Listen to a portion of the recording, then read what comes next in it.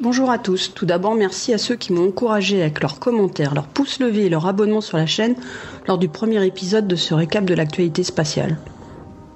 Pour la semaine du 2 au 8 avril, voici ma sélection de ce qui s'est passé côté lancement ISS. Une semaine beaucoup moins chargée que la semaine précédente, vous allez voir, mais qui n'est pas moins intéressante. 5, 4, 3, 2, 1, 0. Ignition. Alors on commence avec le décollage lundi 2 avril d'une Falcon 9 depuis la Floride, avec à son bord un cargo de ravitaillement de l'ISS, le Dragon CRS-14. Le booster qui avait déjà volé en 2017 n'a pas été récupéré comme la semaine passée. Après 2 jours de vol, le cargo a été capturé le mercredi 4 avril par le bras Canadarm de la station, piloté par l'astronaute japonais Noshige Kanai. Il a été ensuite amarré au point Nadir, c'est-à-dire face à la Terre, au niveau du module Harmony de l'ISS. Ce cargo est le 3e Dragon à avoir volé 2 fois, car il a déjà réalisé la mission CRS-8 d'avril-mai 2016. Il amène plus de 2600 kg de fournitures diverses pour l'équipage et la station, dont les 3/4 sont des expériences scientifiques.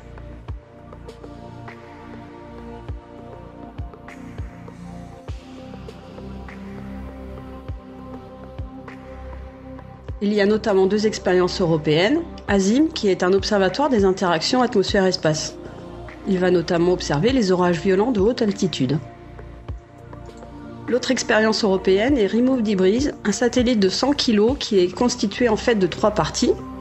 2 CubeSat 2U appelés DebrisSat. Le premier sera largué puis capturé au moyen d'un filet déployable.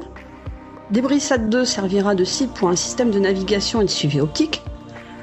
RemoveSat, la partie porteuse des 2 DebrisSat, sera chargée d'une désorbitation accélérée avec une voile solaire déployable une fois sa mission terminée. Il s'agit d'une première tentative grandeur nature de l'ESA de nettoyage des débris spatiaux. C'est très prometteur. Retour sur le devant de la scène de Virgin Galactic, la société fondée par le milliardaire Richard Branson, qui veut envoyer des touristes dans l'espace grâce à un avion spatial, le Spaceship Two. Après l'accident mortel en octobre 2014 de son premier exemplaire, c'est le second avion, le VSS Unity, qui a passé cette semaine une étape décisive, son premier vol motorisé. En effet, le 5 avril, l'avion a réalisé un premier vol supersonique et a atteint l'altitude maximale de 28 km. On est encore loin de la limite de l'espace établie à 100 km, mais l'entreprise espère effectuer dorénavant son premier vol commercial d'ici la fin de l'année, ou début 2019, avec Richard Branson lui-même en tant que passager. À suivre. Après une petite frayeur lors du lancement de janvier dernier, cette semaine Ariane 5 a réalisé un vol parfait.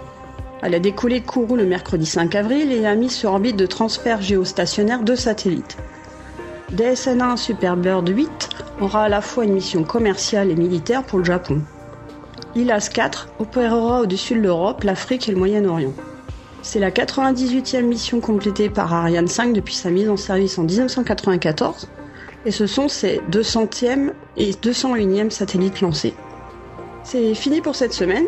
Retrouvez quelques détails supplémentaires et des photos sur ces actualités spatiales dans les articles du blog, lien dans la description, ainsi que quelques brèves additionnelles.